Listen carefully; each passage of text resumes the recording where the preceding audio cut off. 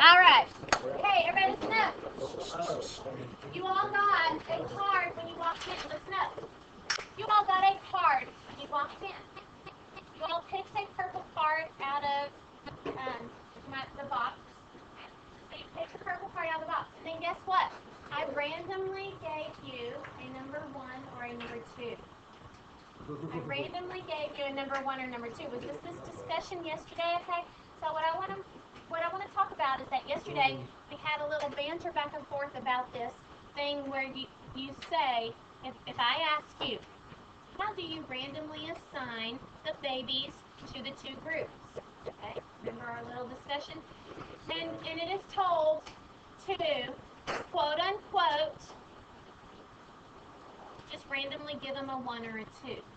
Well, I randomly gave you guys a 1 or a 2 when you came in today because I am now marketing super special strength serum. Okay? So my super special strength serum, when you drink it, will allow you to be stronger and you will bench press more. Okay? So I am going to give that to all the number 1s. So group 1 that I randomly distributed to, stand up. Oh no, she picked on the boys. Oh, what? No, that's so What? racist. Wait a second. I was just randomly giving out 1s and 2s. It's all the boys? What? Okay, so sit down. Who's the group number 2? Stand up. Okay, so group number 1. Okay, group number 2 is all girls. Sit down. Okay, so guess what? My super strength serum, which I quote unquote randomly assigned you to groups 1 and 2, were they really random? Whether it was subconscious on my part or what? Were you distributed into equal groups when I quote unquote randomly gave you a number 1 or a number 2? No. Now, let's take a look at the 3s and 4s that you pulled out of the big box. So, group 3, stand up. Yes. Okay. Is that a little better? Okay. A little better mix, maybe? Okay, group 4, stand up. Okay. Oh boy. Okay. All right. Okay, so sit down.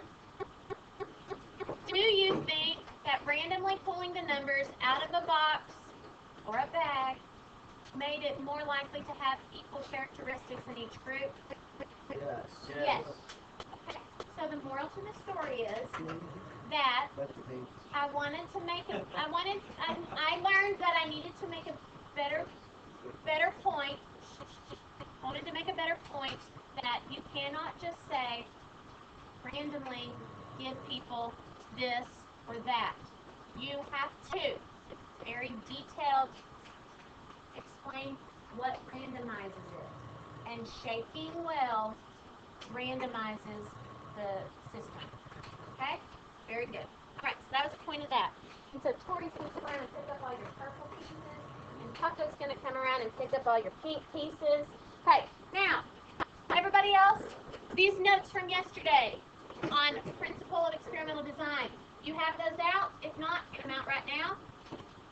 I want you to turn. Remember the first page we did was the putting all the babies in a big bag and pulling out half of them to go to one group. Next, number 2 is the next one that we're going to do. So let's read this one and discuss. By the way, you don't have to write this down, but let me tell you, here's the vocabulary that you're going to be learning today. You will be learning today about confounding, about lurking, about single blind, about double blind. You will learn experimental units. You will learn factor, level, and treatment groups. Okay, look at all this vocab that we're going to go through today very quickly. So here, and I do not just tell you the definition, I mean we discuss, so you internalize the definition. First thing, here we go. Do you think special study courses can actually help raise SAT scores? Okay. One such prep organization, okay, which takes a group of 30 students who are enrolled in their program, gives them a pre and a post test. Group achieves an average gain of 60 points. So this is a real deal. I have a student today that told me that she paid $2,500 for an SAT prep course, and they claimed that their improvement is an average of 30 points. Okay, so I don't know if I would pay $2,500 for an average of 30-point gain on the SAT, and it did come out at the end that she actually lost 20 points, or did worse 20 points. Now, could a group still have an average of 60-point gain? Yeah. Somebody else gained 100 points. She lost 20 points. Together, those average out to a 60-point gain on average. So, individual results may vary. Heard that before? Individual results may vary, but on average, they're coming out to a 60-point gain. All right. Is this an experiment or an observational study? Is there a treatment? This is what you need to think about. Okay? So the groups are, there's a pre-testing group, and then there's a post-testing group. Okay, so what do you think?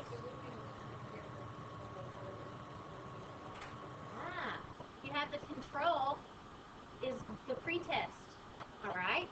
And then the post is after the treatment. What is the treatment? The course. The course is the treatment. So very good. It is an experiment because the course is the treatment. Okay? Very good. All right. Next, explain the concept of confounding and include an example in context. Okay? This is the first vocabulary that we're going to learn about, but I actually gave you a sheet on this when you came in. It's a page that looks like this. The difference between confounding and lurking variables. So pull that out. We're going to go over the definitions, and I'm going to give you a clever little way to remember. And then we'll go back and answer that question about the confounding in the SAT prep course. So here we go. Confounding is when the response in the experiment. So what was the response in our SAT prep course? The results. Okay. So the response is actually that difference between the difference in score. Okay, whether up or down, the response that was measured was the difference in the score between the pre and the post. Okay. So the response of an experiment is at least partially attributed to something else. So think about in the SAT course, do you think that improvement in that course could possibly be attributed to something else other than the course? Okay? Keep that in mind as we go through this. In other words, you can't tell what explained or created the response. You can't tell if it was the prep course that made the scores higher or if it was something else that made the scores higher. All right. So here's some more confounding examples. Okay, I like this little one here. This is a child. He had a fertilizer, and he wanted to test this out on tomatoes. So look here what he did. He took some tomato plants, and he put them over here on this side in the sun, and they had the fertilizer. So these tomatoes had the fertilizer and the sun. Okay, then over here in the shade, they had no fertilizer, and the tomato plants were in the shade. Well, guess what? Boom. Over here, these tomatoes were much better. So obviously, it's worth the money to pay for the fertilizer, right? Not necessarily. Why is it not necessarily? Why can you not just say, go get the fertilizer? It could have been the sun or the shade. You cannot tell. The weather conditions are clouding the cause of the good tomatoes, clouding the issue. So that is the way that you're going to remember that confounding variables cloud the issue. You can't tell the cause. See all those C's in there? Confounding is clouding the issue. You can't tell what's causing the response. Okay? One other little example. Oh, in high school, I helped out at a video store, and I had this brilliant idea because we wanted to improve sales. So I gave out these little cards. This is way a long time ago before this happened all the time nowadays. And so we'd hand out these cards, and you'd get 5 punches, and then you get the 6th video rental free. Okay, well guess what? We did this starting in December until February, and sales skyrocketed. So good. So then, man, the managers thought I was just an absolute marketing genius. They promoted me. I made $1 million, but I chose to give it all away so that I could come and teach you. Okay? So, obviously, I am a marketing genius because the sales skyrocketed, or the rentals, whatever, skyrocketed because of my marketing idea, right? Oh, it could have just been the holiday season, or when the movies come out. Anything else maybe is from December to February, right? So, which is generally inside, you're inside a lot more because of the weather, maybe watching movies. So, the weather once again is clouding the issue. Now, I'm not saying it's always weather. It just happened to be in these examples to make my point that confounding variables cloud the issue, and you can't tell the cause. All right. That's all not real screwy, by the way. Next, that is commonly confused with lurking. Lurking variables is the other thing that is commonly confused with the confounding. So I'm going to give you a nice little way to remember lurking, because I'm just like been working and perfecting all of this. So here's my way for you to remember lurking. So lurking is this. Okay, lurking variables look like there is a link. Lurking variables make it look like there is a link. And let me give you an example. We did have a very, serious situation with a house happened a couple days ago. Behind the Bearcat, there was a fire, and actually one of my friends at McCall, there was a family there. Okay, so she sent out a Facebook thing saying they need a lot of things because there was quite a bit of damage. So there was a lot of damage that happened. Now, don't you think that with that fire, they also had a lot of firefighters there? Okay, so they had a lot of firefighters and a lot of damage. Now, if you had a smaller fire, you wouldn't have as much damage, right? And how many fire you would have as far as firefighters go? Probably what? Less. Okay. Well, boom. There you go. Just don't send any firefighters to the fire, and there will be less damage. Because the more firefighters, the more damage. The less firefighters, the less damage, right? No. Is there something that is lurking, that is causing there to be more firefighters and more damage? Something else that's affecting both of those things at the same time? What's affecting it? Ah, the lurking variable is the size of the fire. Because the size of the fire is making there be more firefighters and higher damage. Those two things are not linked, but the size of the fire makes it look as though they are linked. Okay. All right, let's do another one. Let's see. Oh, man, this is so good. I'm really excited about this. Stay ready. We here in the United States have an average TV to person ratio of 2.3 TVs per person, on average in the United States. Okay. We also have an average life expectancy of 78 years. Now, ratio to a person of 0.3. A lot less TVs, and their average life expectancy is 56. So I am going to start a drive that says, get those TVs to Africa and save a life. Okay? Get those TVs. Help me raise money for more TVs to send overseas. All right? Are you with me? Let's do this. Okay. So, obviously, we have a lurking variable. What is lurking that is affecting both of those things and making them appear as though there is a link? How advanced the peoples are, maybe their socioeconomic or standard of living, all those kinds of things. Yes. Standard healthcare service, which is as a result of the standard of living and so on. Yeah. Okay. Ta-da. So, standard of living made it look as though there's a link between the number of TVs and the life expectancy, and there really is not. So, let's go back. Oh, wait, we already did this thing right down here. Oh, no, we didn't.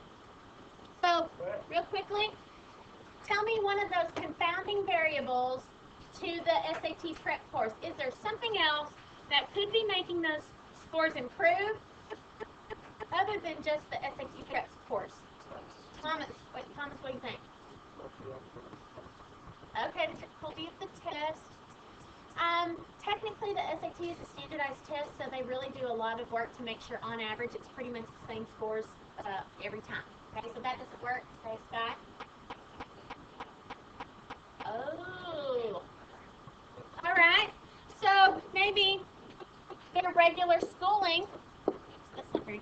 Their regular schooling also contributes to their improvement. Good. What else? How do we think? Okay, so the students that have the, I guess, drive to enroll in the program are what kind of students? Maybe more motivated, academically what? Proactive. I love that. Yep, that's good. Okay, academically proactive. Okay. How about the $1,200? Do you think that might affect it? Okay. As a parent, I'm going to be on my child's rear end, and he's going to feel the hot seat to make sure that he makes the best effort out of this thing. Okay, so the money and the parent pressure. Okay. No, we're not dealing with forged test results. Okay. And by the way, I also had something that was. I also had people say, somebody had the flu that day or felt bad. Okay. Now that actually also does not work because that's an individual. If this experiment only included one person and you were comparing one person's before and after, then then an illness would significantly affect it. But it's everybody. So the average really shouldn't be that affected by one person. All right. Moving on. Number 3. So we'll go over to number 3. A research has discovered a new ointment for shingles. She wants to compare it to the ointment currently on the market. And so guess what? Shingles from the chickenpox vaccine, if you had the vaccination or the chickenpox themselves, then you have that, whatever it is in your body. What is it? Yeah, there you go. You have the virus in your body. And later in life, if you experience a stressful situation and your immune is compromised at that time, then shingles is more likely to erupt. It may not necessarily. It's very painful. It looks like blistering poison ivy across your skin, and it is on your nerve endings. Okay, so here's kind of background. 18 patients volunteered. Do you think a placebo is necessary?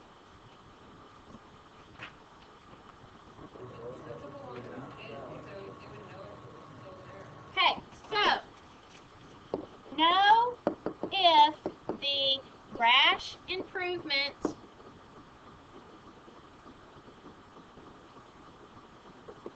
is being measured, because that's physical, and my brain cannot will my rash to go away. Okay, so but there is a way a placebo would be necessary. How could this possibly benefit from a placebo with what was being measured? Yes, good. The pain. So I would say yes if the pain improvement is being measured. Okay? Yeah, because it would be psychological and a placebo would benefit you. Now, the next question is, can this experiment be double-blinded? Well, guess what? You need to know what double-blinded is, and here comes on the back of your confounding and working variable page. It is blank, and you're going to write two definitions. Here's one of them. Single blind.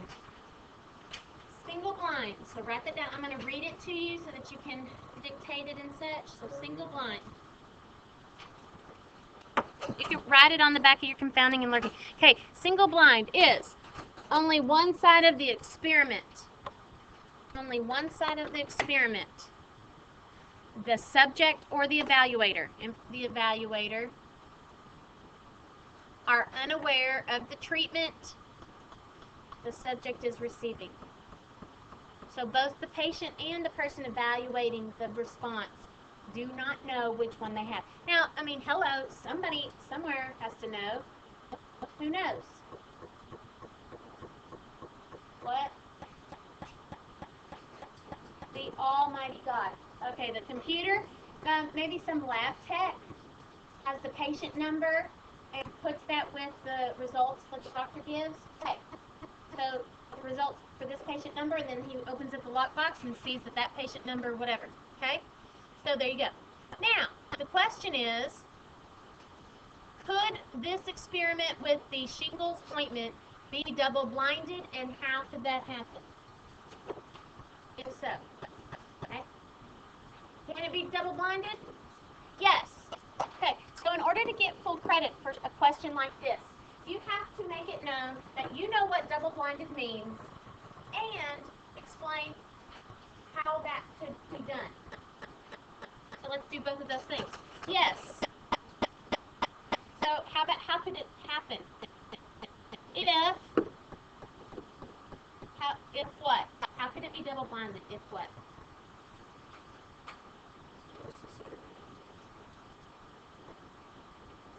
Oh, okay, you're just giving it full.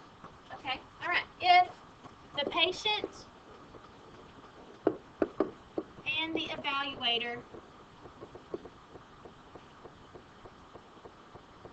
do not know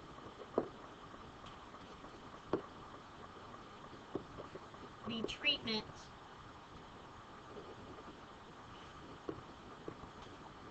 the patient receives.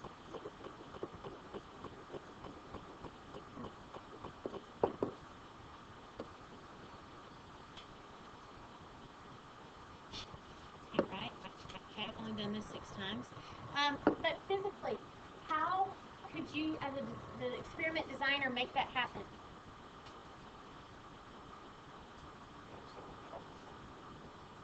Okay, so somebody else could assign an ointment. Is someone else going to put the ointment on the patient so that the patient doesn't know, or what? Well, you can have one ointment. Okay, one ointment that is the old and one ointment is the new, but how is the patient going to be disguised? How is the ointment going to be disguised so that the patient doesn't know if it's the new or the old? Thank you. The ointments, I didn't hear your answer, could look and feel the same. You know, they're in the same packaging, whatever. All their characteristics are the same. So the patient doesn't know which ointment, which group he is in. Okay? The other things about the experiment we're not doing today, we're going to do those next week. So let's move on to number 4. Number 4, we're skipping. And then we're going to number 5. So go to number 5. This is similar to the tomato thing. We got a plant fertilizer that will grow juicier, tastier tomatoes. You would like to test this claim, and you also wonder whether they would be able to get by with half of the amount on the package. So I'm wondering if I need the full amount assigned, or half amount assigned, or, is it going to do the same as nothing? So what are the experimental units? Experimental units are the items the experiment is performed upon.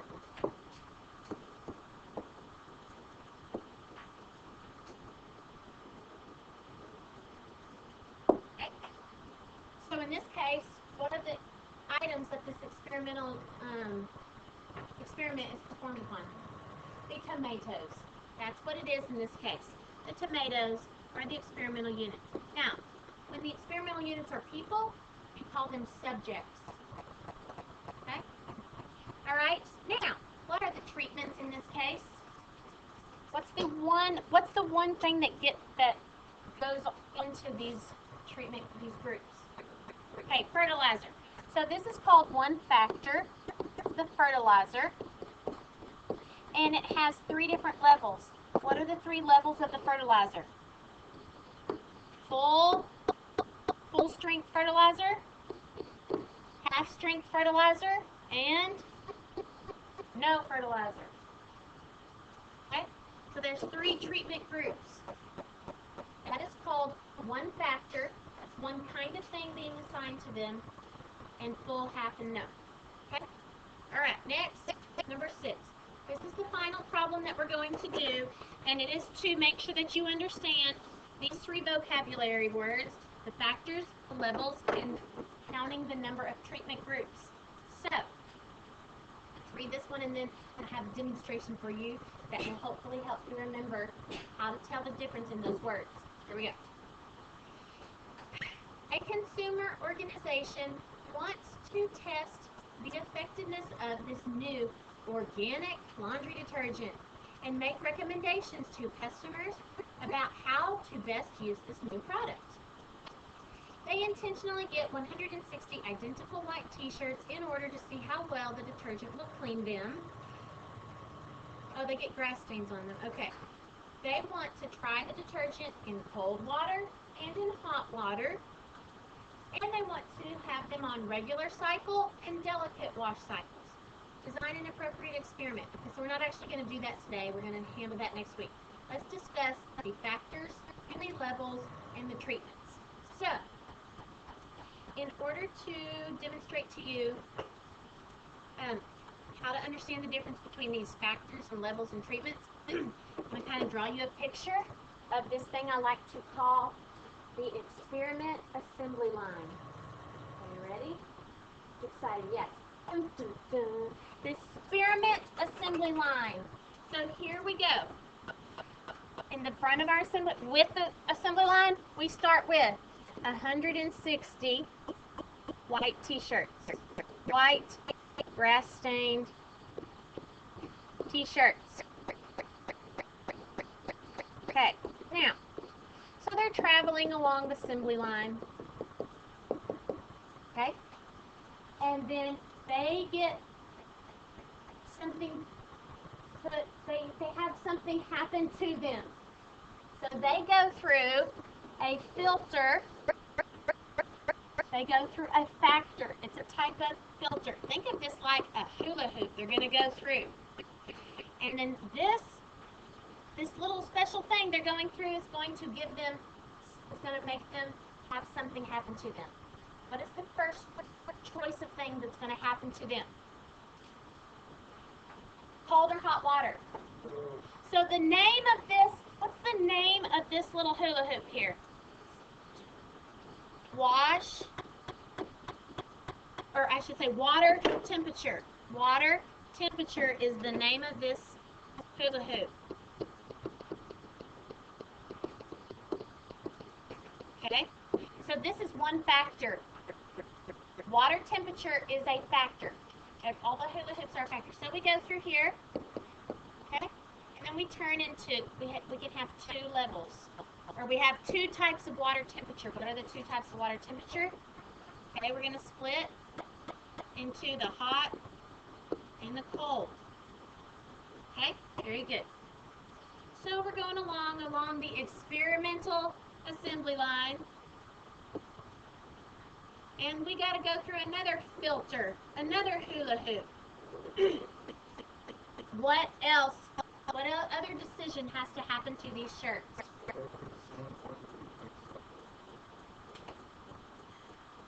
Separate filters for hot and cold, separate hula hoops. Well, okay, whatever. So, I mean, I see what you're saying. Let me think about that for a second.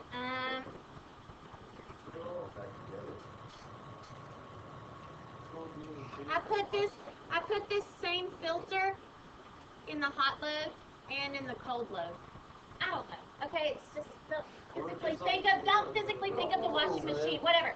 What is the other, listen, what is the other thing? Thank you, delicate or regular. So the name of this next factor is what? What kind of thing differentiates them now? Yes, the wash cycle. So this is the other factor. And how many levels for it? There's two. There is regular or delicate. Okay, good. Now the cold also has regular and delicate, but this is two choices. This wash cycle has two choices, regular or delicate. Okay, so here's what we've come up with. We have two factors. That's two types of decisions that the shirt has to go through. Two types of decisions the shirt has to go through. What are they? The water temp and the wash cycle. So that's two decisions that the shirts have to go through. Now, what are the choices? So these are the two factors here. And then, what are the choices within those? Those are called the levels. So what are the choices for the water temp? Hot and cold. So that's two levels. And then the wash cycle is regular and delicate. That is two levels. Okay. Two factors. Both of them have two levels. So now the last question is, how many total treatment groups do we have? Let's look at, good, we have 4. We have the hot regular group, the hot delicate group, the cold regular group, and the cold delicate. We have 1, 2, 3, 4 sets of loads of laundry that we're going to have to do. Okay, so that is called 4 treatment groups. Okay, what do you think about that? Good? So the factors are the decisions, the levels are your choices within those decisions, and then you kind of pictorially think how many then total treatment groups you have. Now we're going to practice this on your homework. I'm going to kind of explain your homework. So turn to that chapter 13, part 1 packet.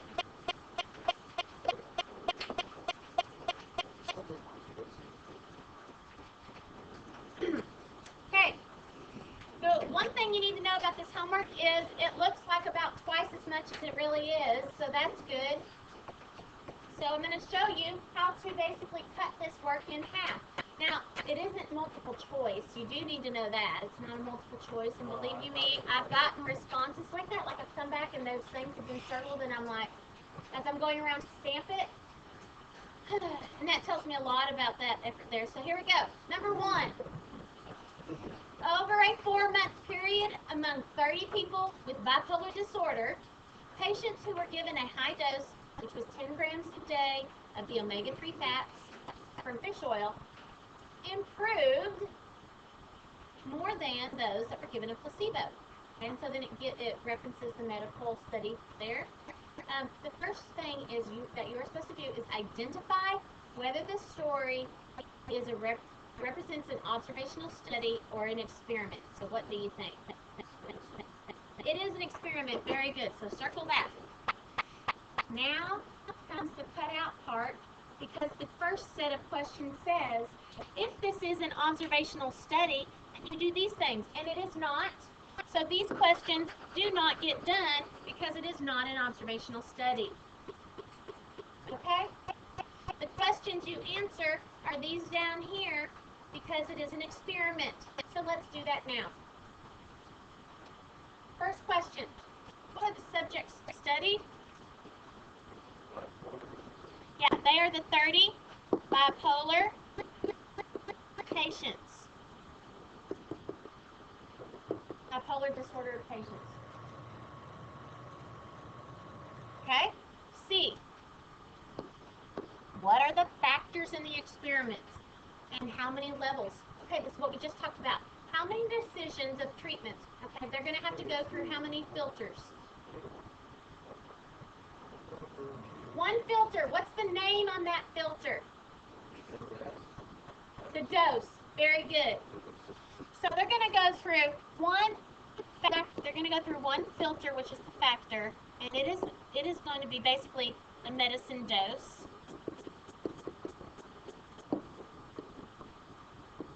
All right. And how many levels for that factor? Good.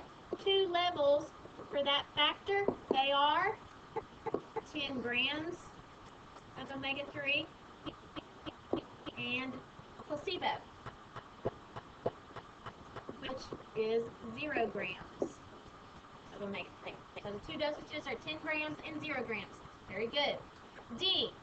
So then, how many total treatments, if you envisioned drawing this out, how many treatment groups would that make? It's actually pretty simple since there's just one factor with 2 levels. If it was more than that, I would kind of draw a little picture, you know, like this. So depending on how many things you got coming out here. Okay, but this just has 2 treatment groups. Very good. Now, E. What is the response that is measured? What kind of response? What's the response variable that is measured? With the bipolar disorder, what would it be that the person would be putting? Okay. All right. So there's their mental stability. Good. So they might have a rating on their mental stability. With the dose and without the dose, or whatever. I'm sorry, what? Yeah, probably mood. That's probably more accurate. Good.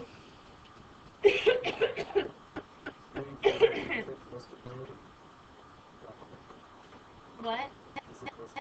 Physical? I think so. Because I think bipolar, no, bipolar is like your brain, how you feel, like you're way happy and you're way sad. Okay. F. Now look here, people. I skipped instructing you on the designs. So every single one of these, if you have an F, then you are not going to have to do that. Because I did not instruct you on that today, because I wouldn't have time to do that. I'm going to do that next week, so you don't have to do any of those ones that ask about the design. G. Whether it was blinded or double-blinded, what do you know? We don't know if it was double blind, but we can say that it is single blind. And why can't we say that? Because the patients did not know. Since we were told that there was a placebo used. And the last thing, this is probably the most difficult one to understand what the question is. So I'm going to kind of make it. Oh, wow. Please pause this An interruption. announcement. Information from the superintendent's office sent to read a message to make sure everyone's aware of the change in the interstate exit. I have 5 minutes, so you just wait. Message is to ensure that everyone gets to school safely and on time on Monday, September the 9th. On that day, the exit ramp east. It's out. It's important. Okay, so the nature and scope of the conclusion. There's 2 things that means to do. And we've learned them both. This means to answer 2 questions. Can you infer? Yes. Can you infer cause and effect? That's one thing you have to say for that letter H. Can we infer cause and effect for this problem? Yes, because an experiment. So So yes, you can infer cause and effect. That's one thing I want you to do for that. The second instructions for this is, who can you generalize to? Who do you think we can generalize to? I mean, that depends on random selection. Were the patients randomly selected? We don't, oh wait. Who can you, that's the thing you have to do is, who can you generalize to? Question mark, that's what you answer. So on this specific problem, we say this. We do not know if the patients were randomly selected. If they were randomly selected, then what could we infer to? If they were randomly selected, we could infer to all bipolar disorder peoples, okay? But we don't know if they were randomly selected or if they volunteered. If they volunteered, then that's going to limit what we can generalize to. So therefore, we cannot make a statement about who we generalize to. So that's what you do on H, is you are answering yes, cause and effect, and was it randomly selected, so you can generalize or not. Okay, done. Yes. Yes.